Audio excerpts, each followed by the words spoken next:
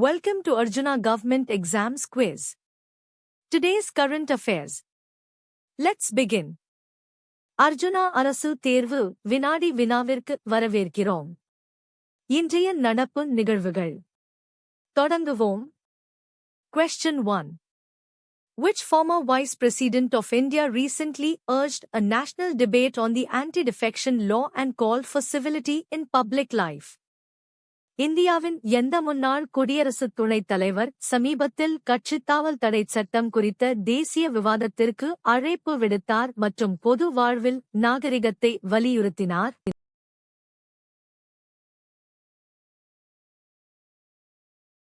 The correct answer is M. Venkaiah Naidu. Former Vice President M. Venkaiah Naidu emphasized the need for a national debate on the anti-defection law. சரியான பதில் M. Venkaiah Naidu. முன்னாள் குடியரசுத் துணைத் தலைவர் M. Venkaiah Naidu கட்சித்தாவல் தடைச் சட்டம் குறித்த தேசிய விவாதம் தேவை என்பதை வலியுறுத்தினார். Question 2. In which district were Ayush facilities recently inaugurated in primary health centers, PHCs?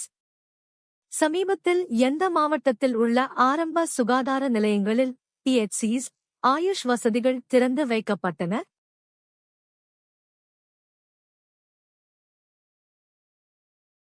The correct answer is Kadalur. Ayush facilities were recently inaugurated in primary health centers in Kadalur district. சரியான பதில் கடலூர். கடலூர் மாவட்டத்தில் உள்ள ஆரம்ப சுகாதார நிலையங்களில் ஆயுஷ் வசதிகள் சமீபத்தில் திறந்து வைக்கப்பட்டன. Question 3.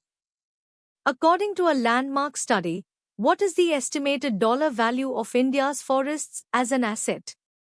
ஒரு முக்கிய ஆய்வின்படி இந்தியாவின் காடுகளின் சொத்து மதிப்பு டாலர்களில் எவ்வளவு என மதிப்பிடப்பட்டுள்ளது?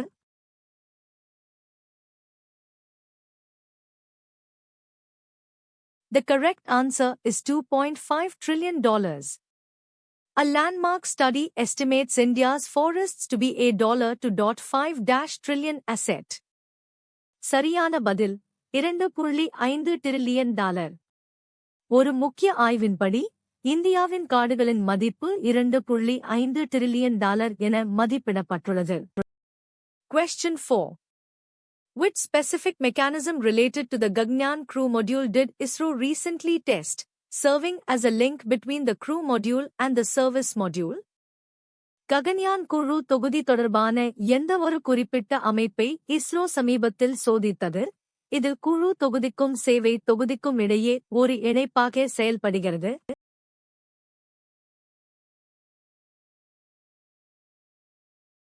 The correct answer is umbilical mechanism. ISRO successfully tested the umbilical mechanism of the Gaganyaan crew module, which links it to the service module. சரியான பதில் தொப்புள் கொடி போன்ற அமைப்பு umbilical mechanism. இஸ்ரோ சமீபத்தில் ககன்யான் குழு தொகுதியின் தொப்புள் கொடி போன்ற அமைப்பு umbilical mechanism வெற்றிகரமாக சோதித்தது. இது குழு தொகுதியையும் சேவை தொகுதியையும் இணைக்கிறது. Question 5. Which country is building a $167.8 billion megadam on the Brahmaputra River in Tibet, raising concerns about seismic fault lines? திபெத்தில் Brahmaputra நதியின் மீது $167.8 பில்லியன் மதிப்பிலான ஒரு மெகா அணையை எந்த நாடு கட்டுகிறது? இது நில அதிர்வு பிளவுகள் குறித்த கவலைகளை எழுப்பியுள்ளது.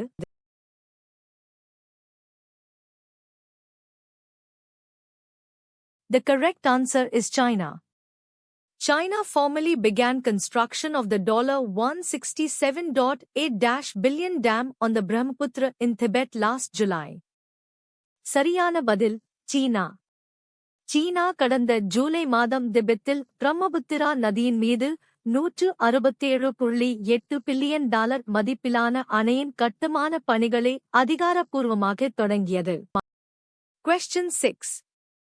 Which regulatory body launched the Be the Eyes of Food Safety campaign, urging consumers to report unsafe food practices?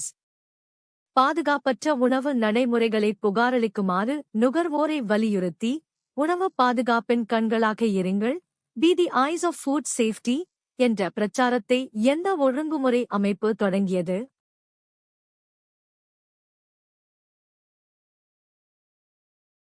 The correct answer is FSSAI, Food Safety and Standards Authority of India. FSSAI launched the Be the Eyes of Food Safety campaign to encourage consumers to report unsafe food. சரியான பதில் FSSAI, இந்திய உணவு பாதுகாப்பு மற்றும் தர நிர்ணய ஆணையம்.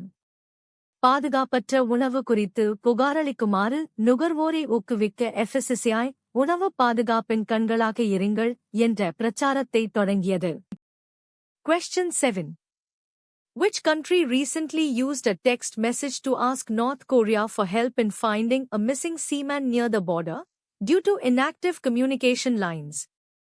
செயலில் இல்லாத தகவல் தொடர்பு இணைப்புகள் காரணமாக எல்லைக்கு அருகே காணாமல் போன ஒரு கடற்படையினரை கண்டறிய உதவுமாறு சமீபத்தில் குறுஞ்செய்தி மூலம் வட கொரியாவிடம் எந்த நாடு கேட்டது?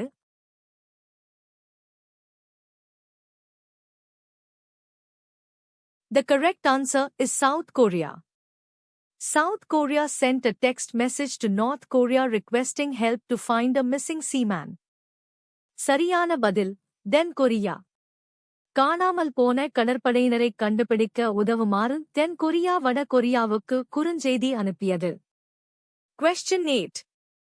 The center recently introduced an amnesty scheme for which type of trusts to regularize their status with recognition under the Income Tax Act, 2025? வருமான வரிச் சட்டம் 2025 இன் கீழ் அங்கீகாரம் பெற்று எந்த வகையான அறக்கட்டளைகளின் நிலையை முறைப்படுத்த மத்திய அரசு சமீபத்தில் ஒரு மன்னிப்பு திட்டத்தை amnesty scheme அறிமுகப்படுத்தியது?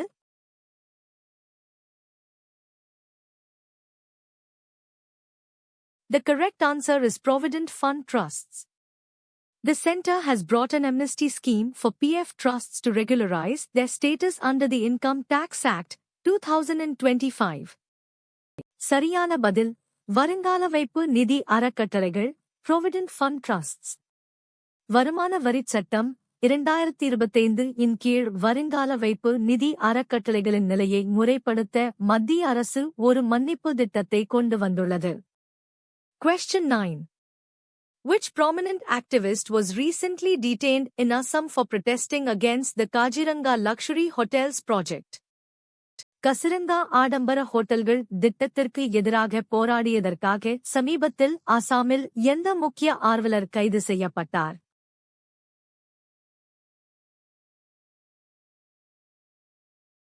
The correct answer is Pranab Dole.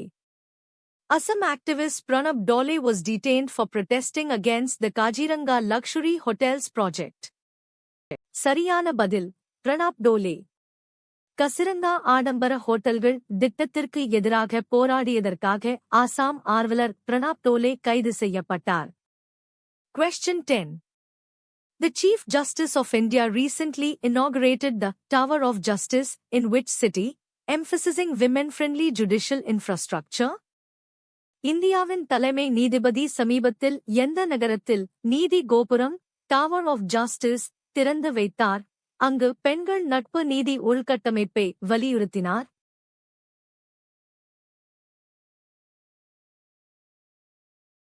The correct answer is Gurugram. CJI Surya Kant inaugurated Gurugram's Tower of Justice, stressing women-friendly judicial infrastructure. சரியான பதில் Gurugram.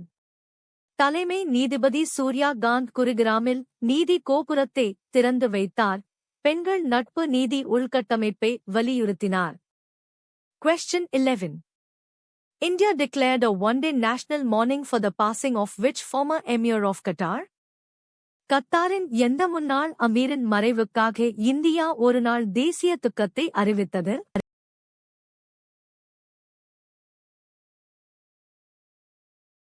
The correct answer is Sheikh Hamad bin Khalifa Al Thani.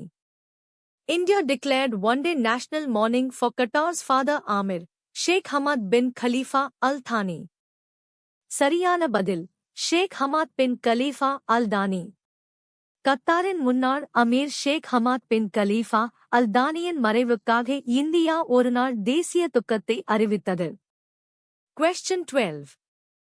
David Willey, who recently passed away at 93, was a renowned foreign correspondent for which media organization, best known for covering the Vatican? David Willey, 93 வயதில் சமீபத்தில் காலமானவர், எந்த ஊடக அமைப்பின் புகழ் பெற்ற வெளிநாட்டு செய்தியாளர் ஆவார்? அவர் வத்திக்கானை உள்ளடக்கியதற்காக மிகவும் பிரபலமானவர்.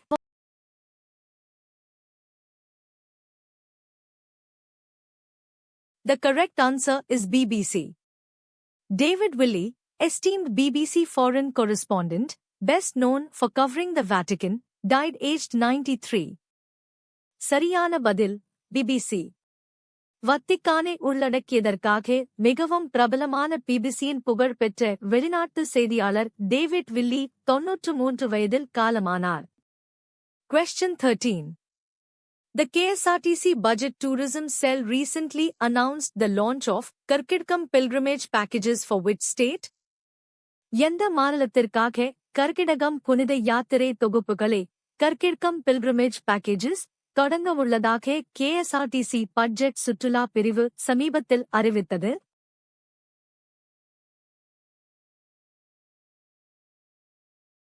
The correct answer is Kerala. KSRTC Budget Tourism Cell will launch Karkidakam pilgrimage packages, specifically in Kerala. சரியான பதில் Kerala.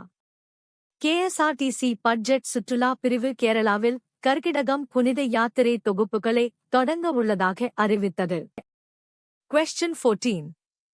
Under the central theme, Ek Ped Maa Ke Naam, One Tree in the Name of Mother, which state's Chief Minister launched the Mahavriksharopan 2026 Mega Plantation Drive? Ek Ped Maa Ke Naam, அம்மா பெயரில் ஒரு மரம் என்ற மையக் கருப்பொருளின் கீழ் எந்த மாநிலத்தின் முதலமைச்சர் மகா விருக்ஷாரோபன் 2026 என்ற மெகா மரக்கன்றுகள் நடும் திட்டத்தை தொடங்கி வைத்தார்?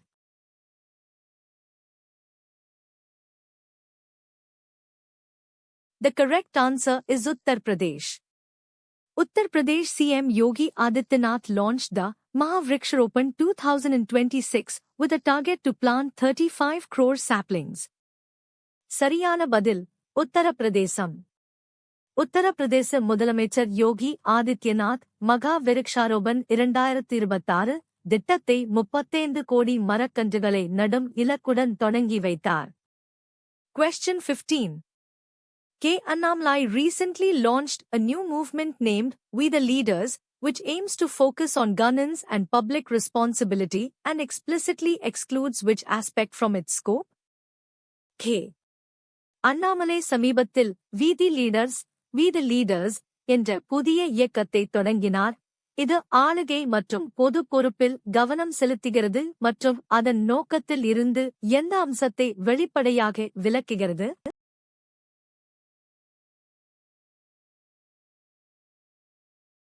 The correct answer is religion. K. Annamalai launched We the Leaders movement, which focuses on governance and public responsibility, explicitly excluding religion. சரியான பதில் மதம். K. Annamalai We the Leaders இயக்கத்தை தொடங்கினார். இது ஆளுகை மற்றும் பொது பொறுப்பில் கவனம் செலுத்துகிறது, மதத்தை வெளிப்படையாக விலக்குகிறது. Thanks for watching.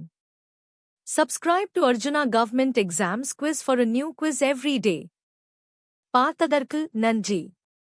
தினமும் ஒரு புதிய வினாடி வினாவிற்கு அர்ஜுனா அரசு தேர்வு வினாடி வினாவை சப்ஸ்கிரைப் செய்யுங்கள்.